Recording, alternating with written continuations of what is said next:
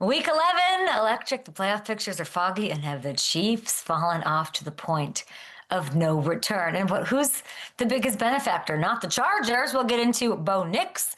And maybe the Jags, maybe the Texans, the Colts, where they all stand going into week 12. And we're at the point of the year where I can memorize the schedules of the contenders. I know who the Ravens have down the stretch. I know how hard it is going to be for the Chiefs with the Colts and the Cowboys and so on and so on. So lots to get into. All the playoff picture movement, the winds of change over on FanDuel Sportsbook going on around the league. Also some injuries. Penix out for the year. Kirk Cousins is back. We'll get you updated on everything. And most importantly, we have friend of Hamilton and I, friend of the Up and Adams show, Hall of Famer in the future. Can't wait to call him that and get rid of that in the future asterisk. We have Steve Smith Sr. joining us. Panthers, Ravens, both big wins. Tetaroa, what a day for him. Big receiver storylines to dig into. Very, very honored to have Steve Smith Sr. on the show.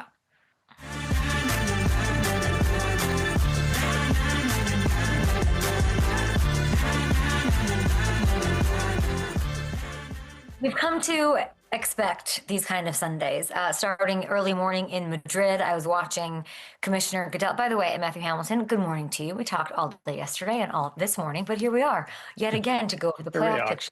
Yeah, and the like. We have so much to get into. Very excited to have Steve Smith Sr. on the show, who we know and love. And we will forever remember the first time I met him and how scared I was to go say hi and all those things. And he's got great takes. He's got a podcast. He's digging into the golf game as well, which we love. But I was watching Commissioner Goodell walk around and dap everybody up. He has become, there is no greater dapper upper than Commissioner Goodell.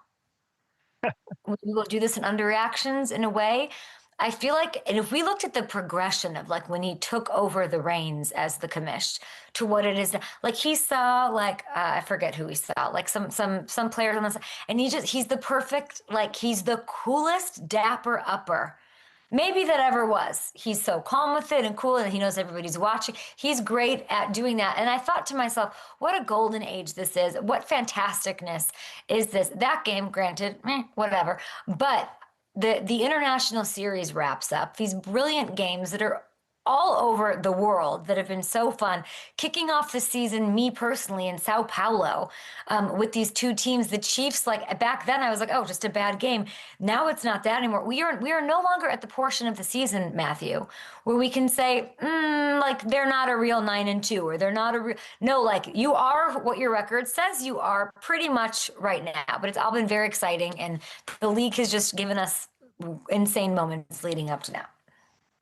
Yeah, I do think this is, we've been doing this for a while now. This is the most exciting season I can remember witnessing in my lifetime, just as far as how many teams are in it, the excitement of the games, just game in and game out.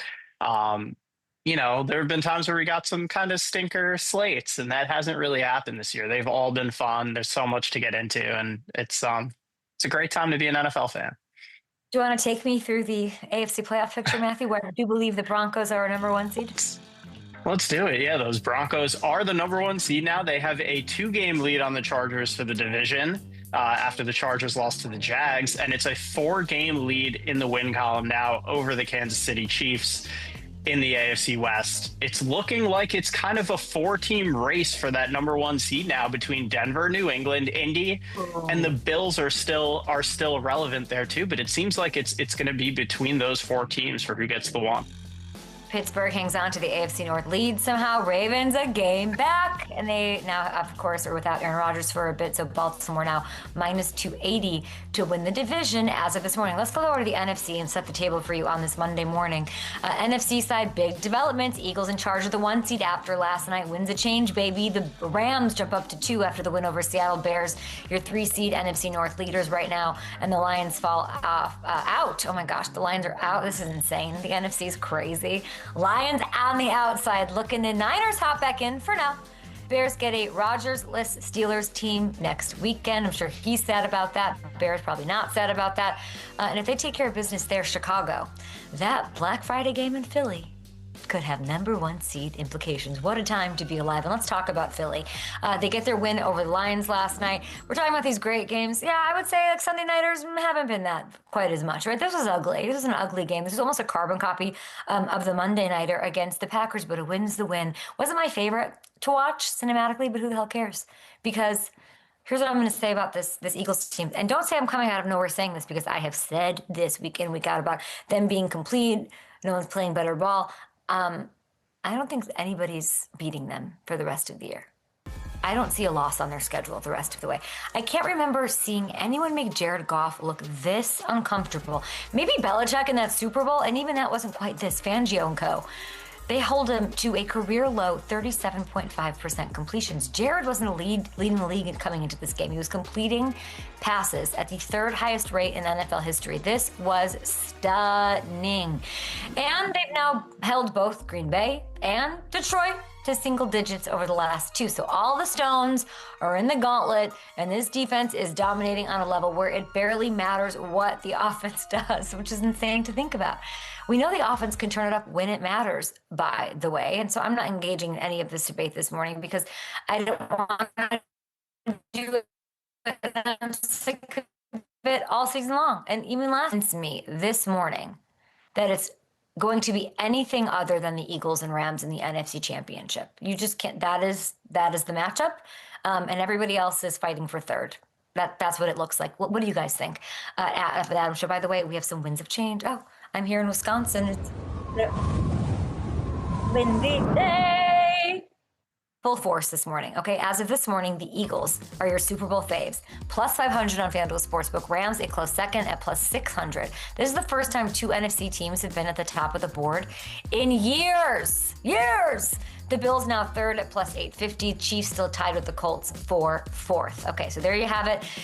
This is exactly what it should look like, in my opinion, and the Packers are nowhere to be found. Okay, let's dig into the Broncos. We got Steve Smith, Senior future Hall of Famer, during the show. Excited about that. But the big win, Vance Joseph doing all the right things at all the right moments. Loved seeing Coach run out on the field. Nick Benito's reaction was incredible. And it should be that and more. And those disco lights and the smoke and whatever the heck goes on pregame or postgame in the Broncos locker room. They just took complete control of the AFC West. And you know, a wizard, Jaquan McMillan, a star. I've got to say, Bo Nix, though, that's what I want to focus on here. Bo Nix had his most complete game of the year. He had his best game. And this is really one of Denver's biggest games of the decade. This is what I mean when I say I trust Bo in the AFC. Okay? For those of you who might think, why do you, he's a fourth quarter guy. He's shown it a lot. This was a game that really meant something. And he had a bit of a rough patch in the middle. I don't care. This was a complete great performance by him. And this is why I do trust him. This is why he is clutch. The opening drive, keeping the Chiefs offense silent for 7.5 minutes to start the game. That's a huge deal.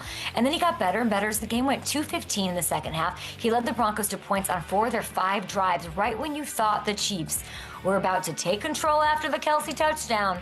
He comes right back with big throw after big throw to lead the game-tying drive, okay? And then, of course, the game winner right after that. And the 3rd and 15, can we see that's the 3rd and 15 to Cortland. Oh! Escaping the pocket, finding a throwing lane. This is as good as it gets. And he just rips it to his #1 guy. And we sat with both of them in training camp. And it reminds me of when I sat there on that field with Coach Payton. And all I kept thinking is like, why are you selling them? Like, why are you like putting this target on you that like we're a championship team? Because he knew. Because he's smart, because he knew that they've got what it takes.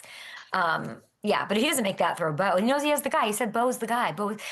If they don't win this game, they don't have this situation if they don't make that throw. If he doesn't make that throw on 3rd and 15. It's a game-winning drive, #5, by the way, on a list for him of the ones like check, check, check, check, check. He has one game-winning drive from tying Elway's franchise record for a single season. Now, seeing Troy Franklin and Pat Bryant really come alive, that's also a big deal. And gives me a lot of confidence in them as a big-time juggernaut in the AFC for years to come. They've needed these young, talented receivers receivers to step up. So it is not all on your guy, Cortland, especially with the run game, maybe not as working as well as we anticipated or thought. And of course, without J.K. Dobbins. And that happened yesterday in a major way. That matters so much for this team going forward. So if this is what they're getting from Bo in this passing game going forward, and Vance keeps just being perfect as he is, the sky is the limit. A Super Bowl is on the menu and sights for this Denver Broncos team. For the Chiefs, crash out. Feel free to crash out. We are living in a bizarro world where last year they were doing, this like one score game vibe. They're pulling it out against the Panthers, against the Raiders, against whoever. They're now 0-5 in one score situations. Bizarro. Like, what are we looking at? And they had opportunities, by the way, to close this out, and they couldn't do it. I didn't think if it went to overtime that if Patrick had the ball in his hand, I wasn't super confident they'd close it out or anything. And they couldn't. They didn't even get there. The way they started was as concerning as the finish. Let's take a look. There's just no juice. I don't know how to fix it. Maybe Steve Smith Sr. knows. I don't know. They're the only team that's actually spotted the Broncos a lead this year. And it's tough because it's not like there's one thing you can point to. It's like permeating. It's like in all the gears and all the systems. The offense goes 1-4 in the red zone. 2 drives with a chance to go win the game, and they go 3 and out on both. The defense has the Broncos on the rope. It was crazy. Critical third downs, okay? They cannot get them off the field. It feels like something is missing, and I don't know why. And there's a lot of like, the Eagles broke them, don't you see? I don't know what that means, really. They broke them like confident. They don't look not confident. They almost look like they can't. They look like me before I have coffee in the morning. That's what it looks like. And maybe coffee for them is you're going to miss the playoffs. Maybe that's what it is. Like, the roster's great. You have Patrick and Andy and Spags. You're confident people. You have Kelsey looking good. Like, Kelsey doesn't look bad. Kelsey looks good. I'm not going to totally bury this team, but what a hell of a corner to paint yourselves into. You're running out of time. And part of me thinks, do you guys know the math of this? Like, I don't know. And I don't know if this team has it this year. This is a make or break week against the Colts. You might miss the playoffs this year, Chiefs. I don't know. There's a world where you don't. And maybe you aren't. Maybe it's just like, we know we'll be there. Do you know you'll be there? I don't know. Thanksgiving against the Cowboys after that, that's crazy. Don't get me wrong. I will say, I have more on this later. Crash out. You should be crashing out. Everyone should be crashing out. But even if you miss the playoffs this year, I will not hear of a dynasty ending. It's over. They're like, if history has taught us anything, Patriots have had some stinkers as far as seasons go as well. And so the only thing that, is sad, Hannah, we can talk, do we have Steve Smith? Okay, got it. Let's go to break, and we have Steve Smith Sr. on the other side, and we'll get to him, so I stop talking and we get some app. Great. Steve Smith Sr. I'm sick of saying future Hall of Famer. Hall of Famer, Steve Smith Sr. joining the show for the first time ever. Exciting. What's up? Okay. Great. Perfect. What was I going to say about? I forget now. See, I lost my train of thought. It was about the Chiefs? Yeah, but I forget now what I was going to say. Yeah. Is that fair to say they look like me before I have coffee? Yeah. Especially the way they started that game. It was a little bit flat. It's not what we're used to seeing from them. But like, they're going into that game knowing they're going to be down by 4 games, and they're like not going to win the division for the first time in 9-10 years. Like, they're going to win 10 straight, I think, right? So yeah. I don't understand. And then like the Chiefs, and I love the Chiefs. The Chiefs posted like a TikTok, and it was like Patrick Mahomes' pregame speech, and it felt flat. Like, I'm looking at like Chris, and I'm looking at Travis, and I don't know if we have it queued up with Slack, but I was just like, where, rah, let's go. Let's like, now that our backs are against the wall, let's like Game of Thrones this thing against. It just feels like, I don't know. It feels, but maybe they go on a tear now. Yeah. I mean, all the elements are still there for that to happen. Did you think if they went to overtime, he was going to win it? I just think it's like not the thing right now. I don't know, those last two drives, those three and outs were rough. I mean, and a lot of the credit does go to Vance Joseph. I thought he was absolutely brilliant. It's like he knew what the Chiefs were going to do before they did every single play call. He had the Yeah, perfect he looks defensive like counter. Patrick talked to us in training camp about not Mm, even twice training camp, and then I flew there, and mm, he was so like fun. We need to have fun. We need to remember what it's like to have fun. We didn't have enough fun last year. He looked like the most he was in misery watching, and yeah, obviously because advantages of whatever, because it's not coming easy, because it's I don't know, but he looked yeah, like no, it doesn't look like anybody's having less fun. Um, yeah. And I'm sure yeah. there were a couple throws that I'm sure he would want back too. There were a few deep shots where they had some chances and they didn't connect. And that was the big storyline too, is bringing the deep passing game back. And they are taking their shots, but he didn't hit him yesterday consistently. He had the one to Tyquan Thornton, but there were a few missed opportunities there too. And again, Um, I feel like we forget, like he's human too, and I want we've to ask. seen some I of want these to ask. moments in these games. He did not play his best game yesterday. I don't think either. I want to ask Steve Smith about Travis Hunter.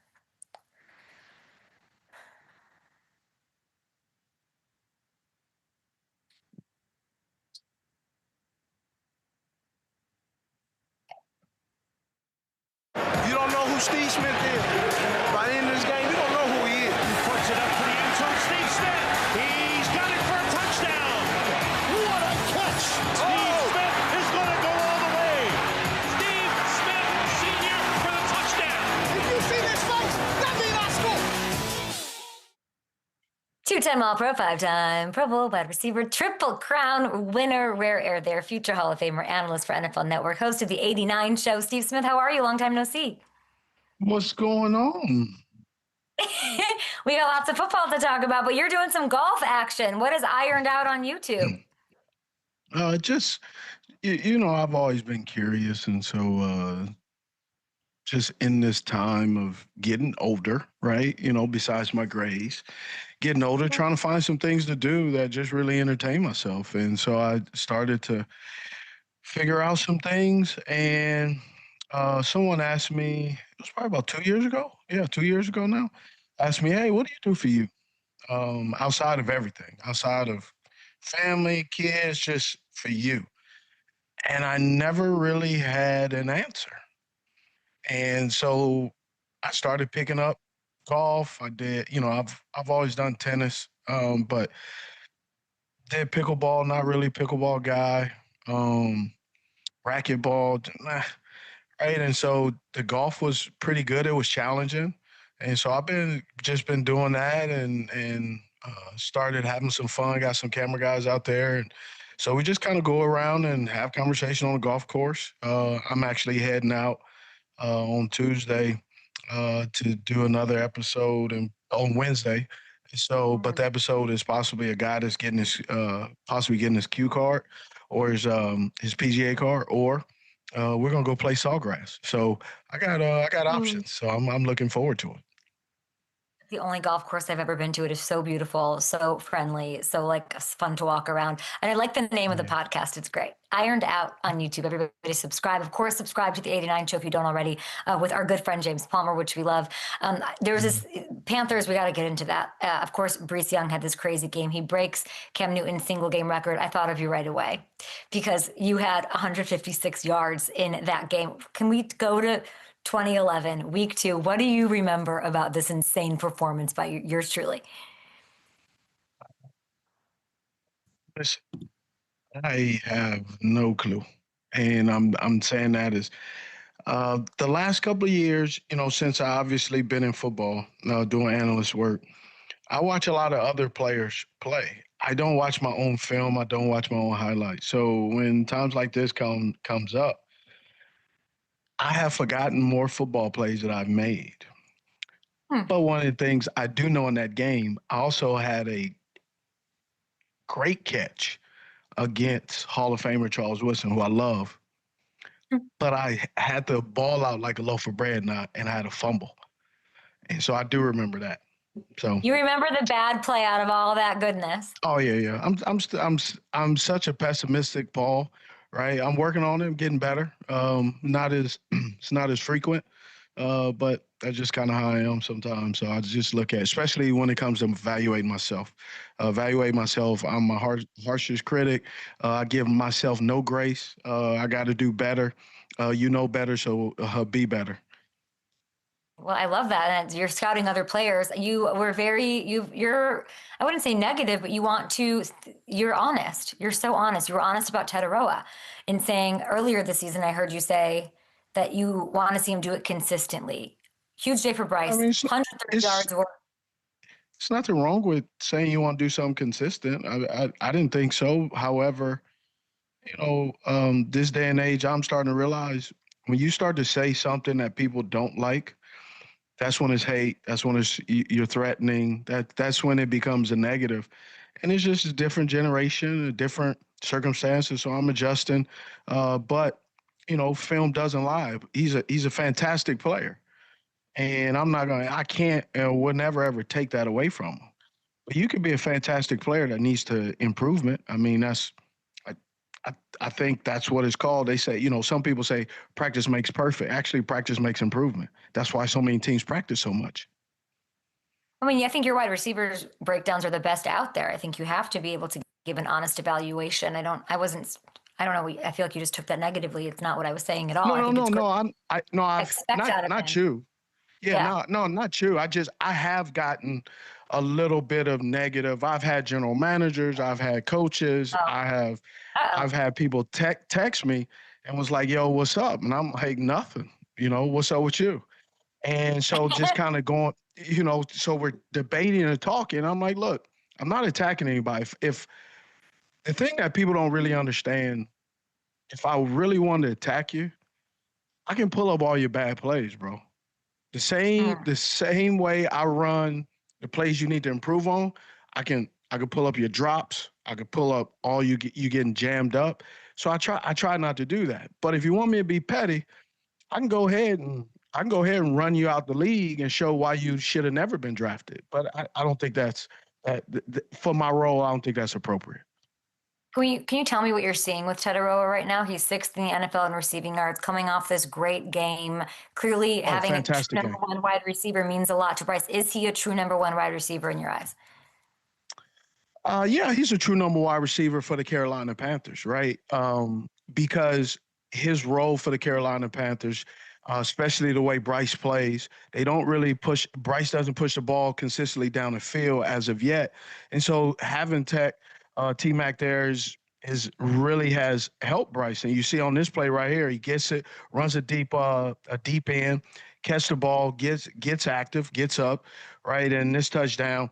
You can see him possession receiver. He gets up, gets into the teeth of the defense, right? But when we look at a true number one guy like Justin Jefferson, Jamar Chase, DK Metcalf, some of those guys got a little bit more speed, right? And so you look at the Indianapolis Colts. You look at Michael Pierce. Michael Pierce Michael Pierce Jr. is the number one wide receiver. However, Alex Pierce is knocking on the door. Alec Pierce is knocking on the door because he can stretch the field. When you have speed, that is a commodity your coaches can't coach. You can't do anything about it. That's just genetics. And so when you got guys with speed, teams generally value those guys more. Mm. Okay. Love what you're saying. Great analysis, guys. Definitely tweet the show at Up and Adam Show. We have the legend Steve Smith Sr. with us. Last night's game, kind of not my type of game. I like a lot of offense. I like this. The Eagles win. It looked like the Lions, Steve, were going to get the ball back when they're down 7. Right? We get this PI on Rock Yassin. Steve, should they have thrown that flag?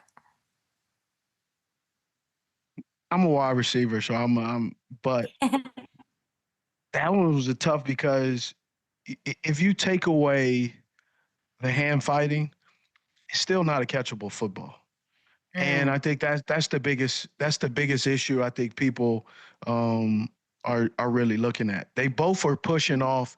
However, if AJ was a little bit more outside and Rock Yassin came in and kind of pulled him towards in the opposite direction, then I would believe so. But AJ opens up in the inside, ball is thrown on the outside.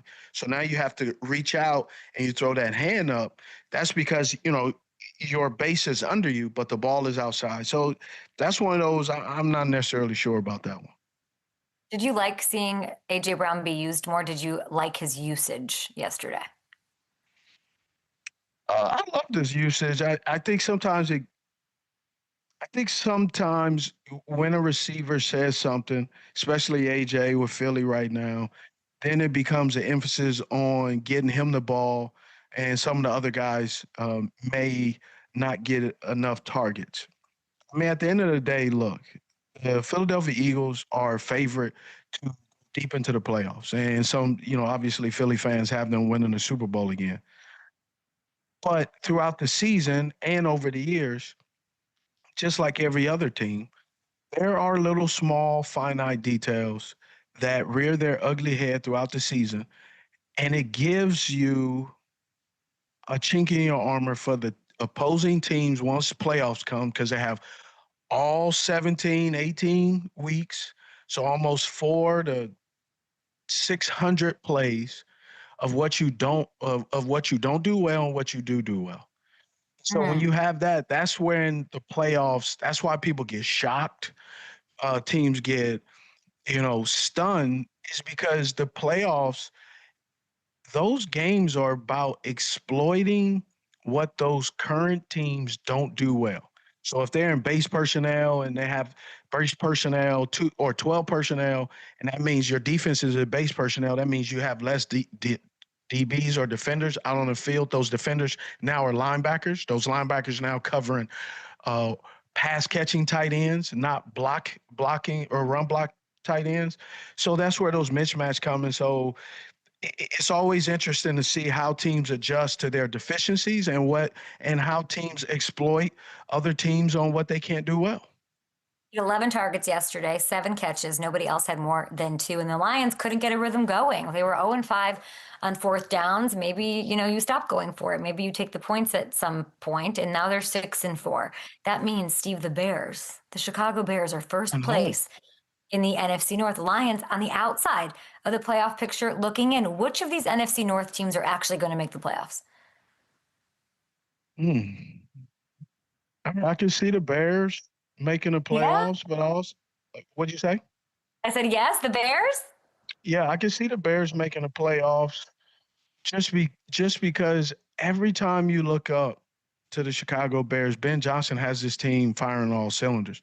Defense is suspect at times. They come up and they make big plays, right? Offense is sputtering. They come back and they run the ball for 200-plus yards, back to back, and then all of a sudden they're passing the ball. So it's really intriguing to just watch Ben Johnson make adjustments every single week, and they get better every single week.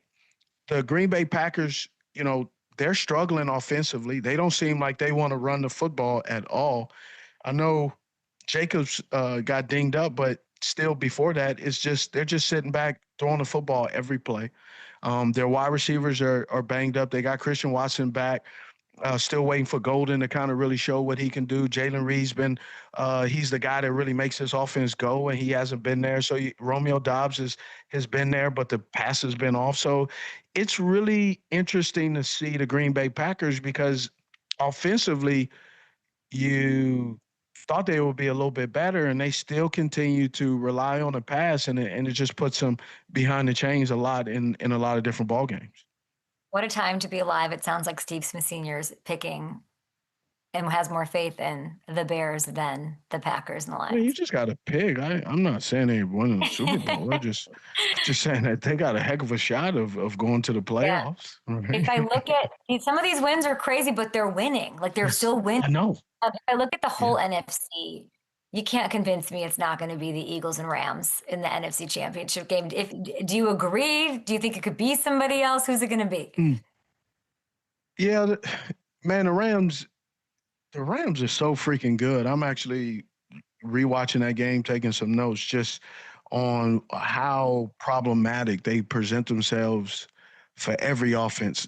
Obviously playing the Seattle Seahawks, they're averaging 30 points a game, and they come out there and they don't even hit 25. So it's crazy, but their defensive line for the Rams is remarkable. Their secondary has really stepped it up. Manuel Forbes is really showing, really coming back, and he's getting coached up well. And then obviously Matthew Stafford is playing at the MVP level. He's throwing dimes everywhere. Devontae Adams is doing his thing, his quick releases, and then you got Puka Nacua doing his thing, Tyler Higbee, and then they run the two-headed monster in the running game. So you can't really pin down one player, take away another player because they utilize all of the guys on their roster. Tutu Atwell, Xavier Smith from FAMU, who they got as undrafted guys. So they're constantly having players show up and show out each and every week. I know you're a Seahawks guy. You like Sam Darnold. I like Sam Darnold. Seahawks built really well. I think it's a Super Bowl roster. I could not have been more upset. Not even selfishly, like we're gonna have to talk about Sam Darnold and big game stuff, and that's just what it is. I mean, 4 interceptions, not great. I don't know what was happening. What did you make of that? It's the rush, right? Anytime you get a quarterback going backwards, not being able to settle his feet, happy feet, you're going to have inconsistency. And Sam Darnold is a guy who likes, just like Daniel Jones, he likes to be a rhythm thrower. But if you get him off his spot, that's where he starts to make some mistakes. And a lot of the mistakes he made yesterday and in the other games is when the pressure comes, he gets a little uneasy and he starts to rush himself, and then he gets tunnel vision.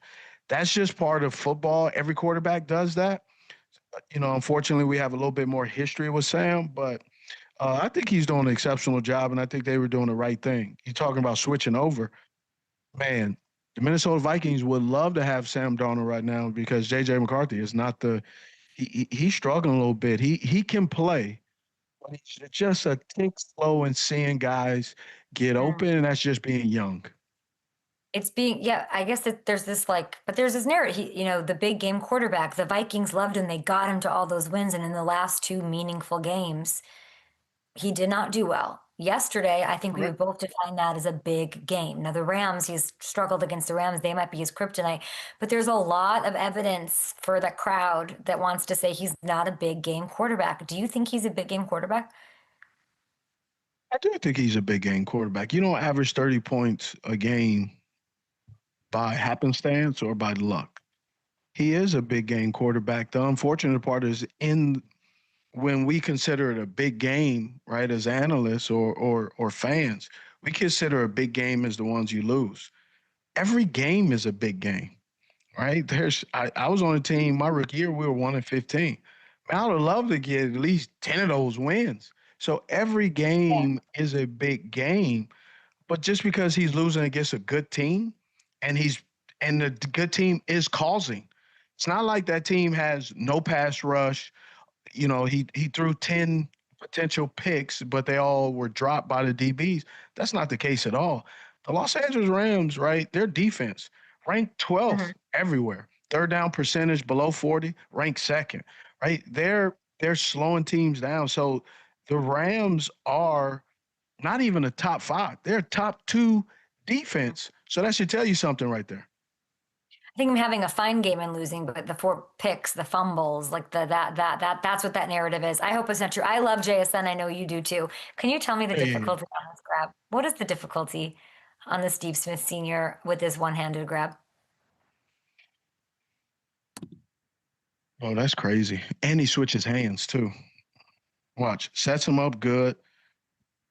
Catches it with his right and then keeps it in his other. That boy, here's where he is right now. He's in the zone. And that football is like the size of a basketball. And he's playing well. Sam depends on him a lot, and he's balling. No one would have seen letting go Tyler Lockett and trading away DK Metcalf that JSN would be on pace for 2,000 yards. Nobody saw that coming, but hey, it's hell of a good. And then the stiff arm, I love one of those. Put a little boy, sit him down.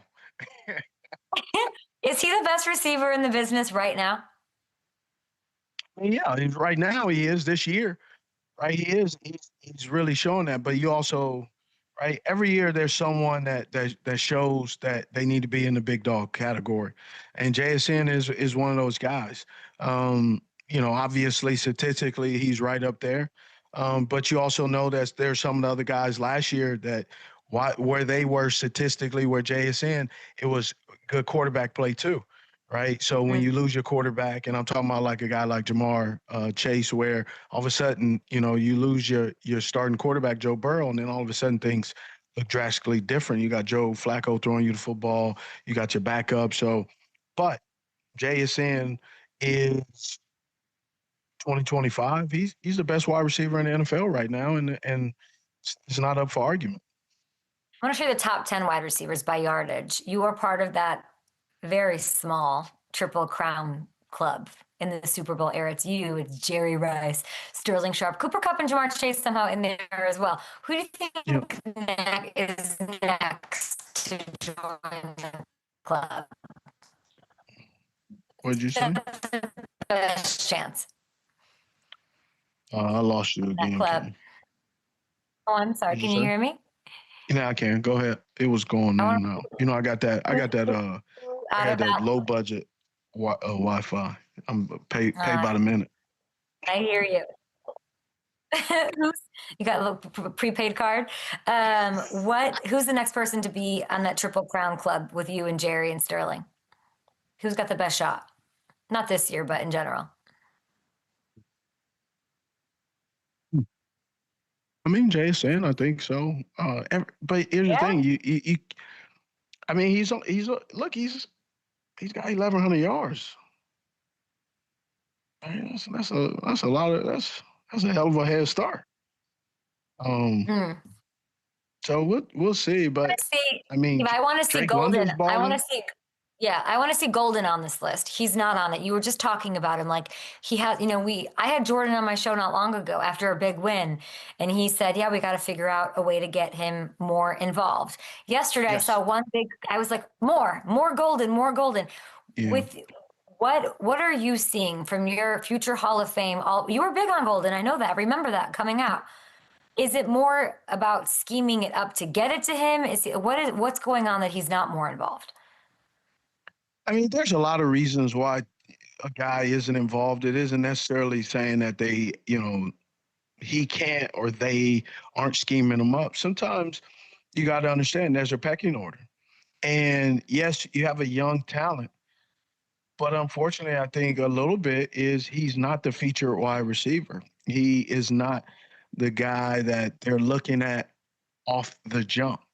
And he's still young. He's still figuring it out as well. There are some things where he is open, but then there's some times where, he is open and maybe he needs to take one more revolution or another step to have that separation so the quarterback really knows or really feels comfortable throwing the football. So that's just a bird's eye view. There's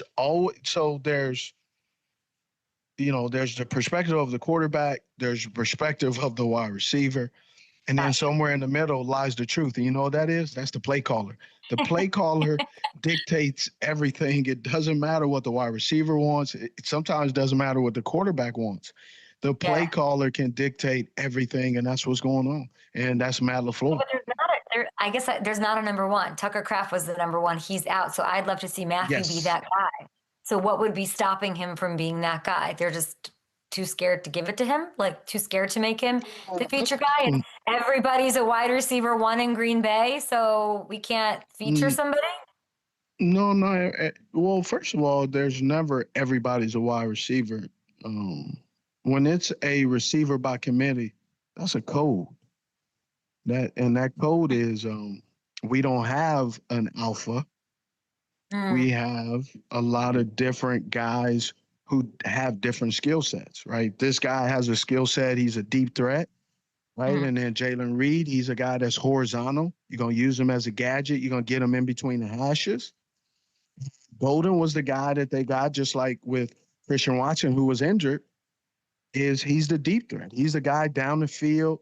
He's going to press the defense. You got him on deep overs. And then Golden is the same thing. He's a deep over, press the defense, but he also has he has some wiggle in his route game as well, but he's still young. So you saw a little bit of it periodically. You saw it in college as well. But, just because you play well on Saturday, it does not guarantee that as soon as you get drafted, you're going to fall off the boat and you're going to be hitting it on all cylinders as soon as you get drafted. That just doesn't happen. And it rarely happens. The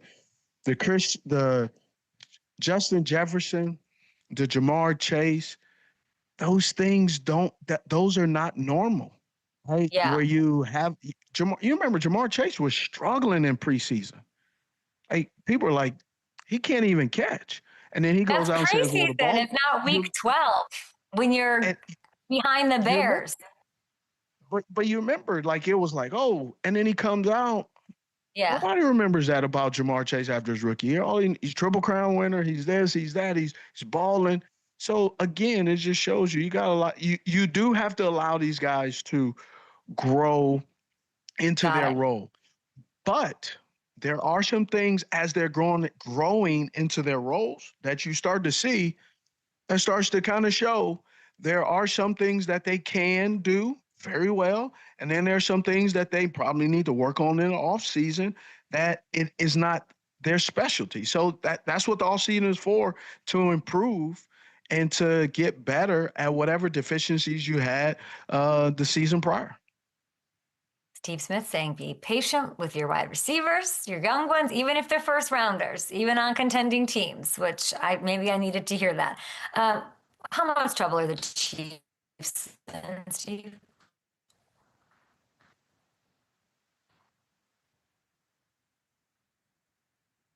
What'd you say? How much trouble are the Chiefs in? Big trouble. How much trouble are the Chiefs in? Big trouble. The Chiefs are in big trouble. I'm concerned about it. They're running out of time. Like you had stated earlier, they're running out of time. They're trying to figure out how can they do things. I mean, I think the biggest thing is, defense, they're playing well. They're doing all what they need to do. The offense is just inconsistent right now. And we give them a hall pass because they have Patrick Mahomes, and Patrick Mahomes does exceptional job. He gets you out of a lot of problems. But for whatever reason, this year is just everything is catching up with them. A couple of years ago, all of this stuff was never catching up with them. People are like, man, they're so lucky. Oh, they're cheating. They're this, they're that. The refs are giving them this. Man, that's just how it is. One day you're looking up from the mountaintop, and the next day you're down at the bottom of the mountaintop looking up, trying to figure out how you got down here. So that's how it goes. What do you think that does to other teams? That I was just thinking about this morning, like if they're out of it, what does that do to like a Chargers team, obviously a Broncos team, even like the Texans, like to know, like at this point in the season, like usually you think the Chiefs are just going to roll, and now it really is open season. Like I think everybody's going to bring. Oh, can you hear me? Sorry. Yeah, I can. Yeah, I can hear you. Can you hear me? Yes, sir. Yep. Hello.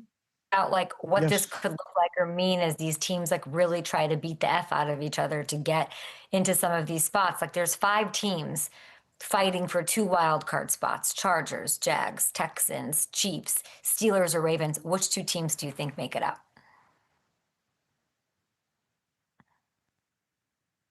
That's a hard question because when you look at traditionally or history, when you look at the Chiefs, you give them the hall pass, but you're looking at them this year and you just say, man, something's just different. Something's off. Can't put your finger on it, right? And eventually they'll probably address it in the draft and free agency, and then we'll go back and say, oh, this was what they were missing.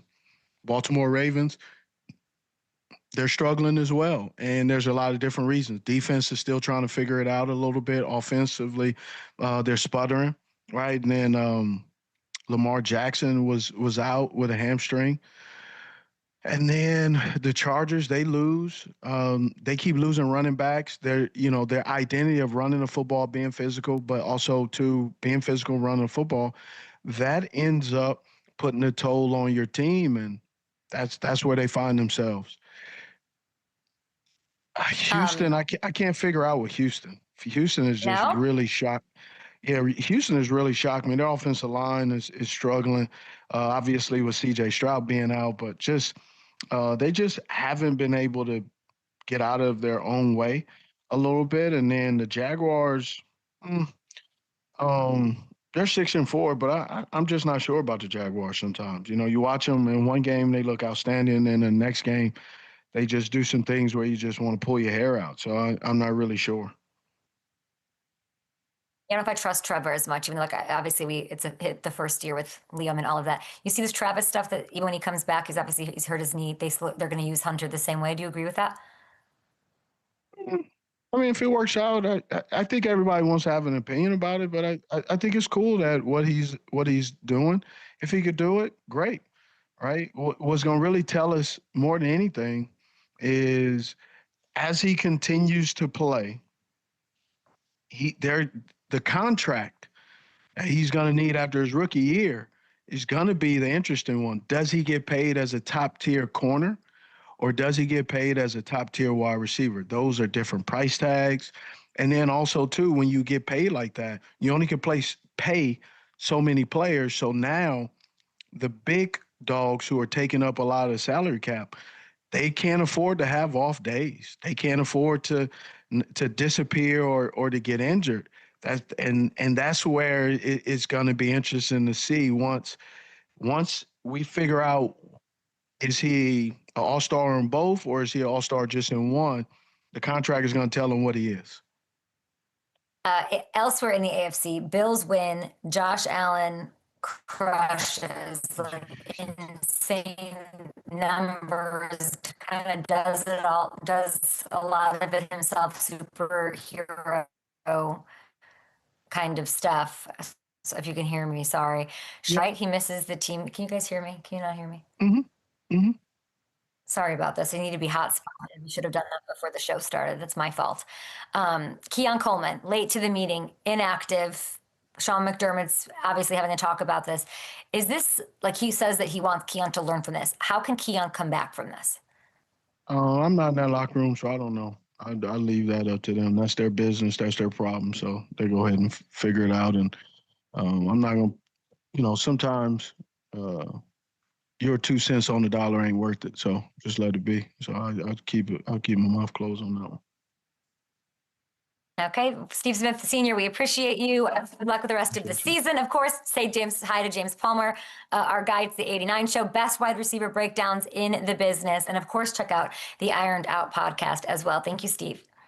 Appreciate it. Thank you, Kay. You look awesome. Love the piano on the back, Thanks. too. Good to see you. We will be back after this. All right, time for some secret menu action, everybody. We do this every week. Did I want to eat something from Quick Trip or Mike's Kringle today while I'm here in Wisconsin? I did not, but here we have it, some secret menu specials for tonight's big game. It's the Raiders. Brock Bowers crushing, Ashton Genty. If they combine for 2+ touchdowns, you can get that at plus 115. You can't get that anywhere else. It's exclusive to FanDuel Sportsbook. We do it every Monday. Usually we eat something fattening. But yeah, there's a couple other ones on there, so go check them out. But that's the one that I like best that I wanted to highlight. So get to everything done. We'll be back after this.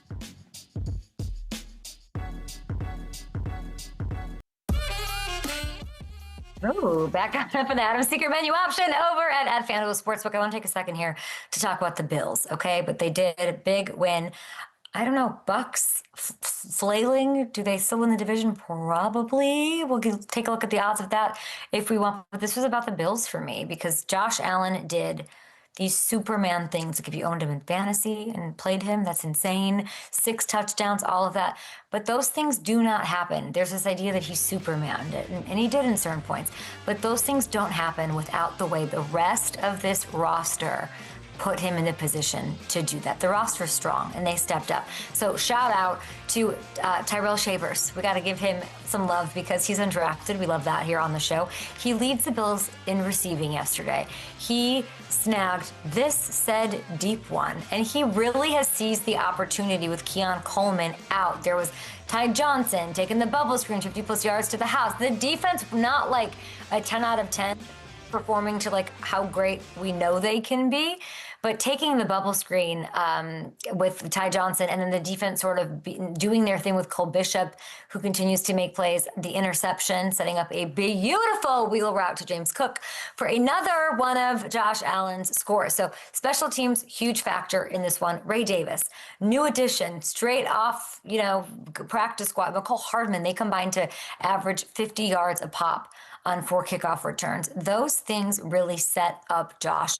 Not taking away from Josh, but I did need to see this. This is how they might win the Super Bowl. And coming off that performance in Miami where Josh wasn't happy, the team was not happy, not having Kincaid out there, not having Coleman out there, Josh took more on his plate, on his shoulders, his legs as well. So very interested to see what happens here. The Texans, obviously very strong as well. And it's a short week. Those two on Thursday night. So again, guys, one game to wrap it up tonight. Get your bets in and have some fun over on FanDuel Sportsbook. Sorry about the profit boost in the morning. Not the way we wanted to end our boosted around the world season, but glad you guys had fun in that entire season. And we'll be back tomorrow. And I hope better Wi-Fi. Well, bed and breakfast here. With a hunter out the window shooting birds out of the sky. Saw that happen yesterday here in the Midwest.